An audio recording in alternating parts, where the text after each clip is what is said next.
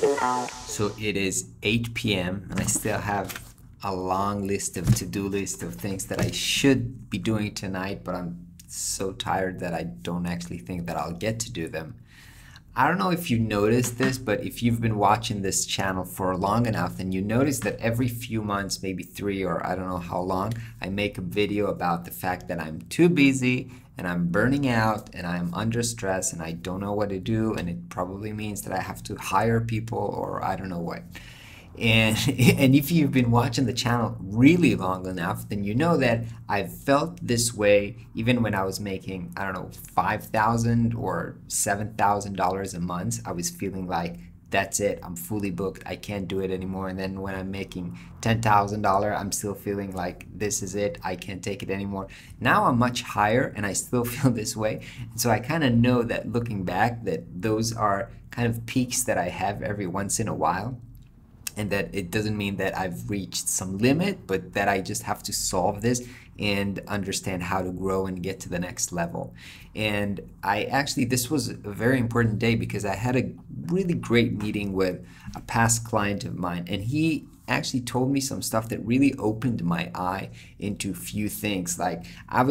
Because this is a work that I did for them a while ago and I'm still helping them with small stuff, but it's just little tiny fixes that I don't really feel like doing this, and I have so many things to do, and I'm always getting it late, and every small fix takes me like few days to do, even though it's like really tiny stuff to do. And I was meeting them and he was like, wow, dude, you made such an impact on our business. And I wish I could do another awesome project with you. And I was like, hey, let's do an awesome project. I enjoyed working with you so much. Let's do something big. I enjoy doing the big project, interesting project, strategic project, much more than doing small fixes.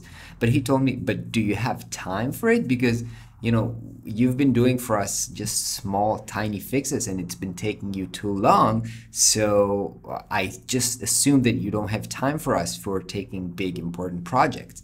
And so he thought that I'm too busy to be working on important, big stuff. So actually I'm losing money because I'm working on, wasting my time on small, minor tasks that actually can be delegated to somebody else instead of helping them solve the big problems. And he actually made me understand that the greatest value that I should be working on. And it's funny, he also told me his company grew like, I think 7-fold since we last worked like last year. So they had a huge growth, and he told me right at the beginning of our meeting that his main work is deciding everything that he's not going to do, because otherwise he will just be busy, because there's like thousands of things to do. But if he just doesn't refuse to do most of them all the time, he can't focus on growing his company. And together we talked, and he was like telling me how I brought value to them, and I understood that there's 3 things that I'm really good at and that I should only be doing them. And so those were: 1, thinking, coming up with ideas and insight. Because I work with a lot of companies, I get insights into how other people are doing stuff, and sometimes I can bring the companies that I work with insight that they don't have because they're only working in one industry, and I have insights to a lot of startups and how they work. And so insights and ideas, maintaining quality, so I can validate or say this is good enough or not good enough. And so I can take work from, I would say, junior designer, and I can qualify and say this is good, this is not good, and I can art direct them. I don't have to do it myself, even though a lot of times I end up doing it myself. And the third one is just maintaining the relationship and the process, because turns out people just like working with me. I'm good at saying what I think, but not in an aggressive way. And so people take my feedback good. And so I can say things, I feel like I can say everything to my clients, and they really appreciate it, because some people are either they're trying to be too nice and not say what they really think, or they're saying everything that they think, but in an aggressive way and not fun to work with. And so I'm at this balance where they really like working with me. So I should probably only be focused on managing the process and maintaining the quality and coming up with the ideas.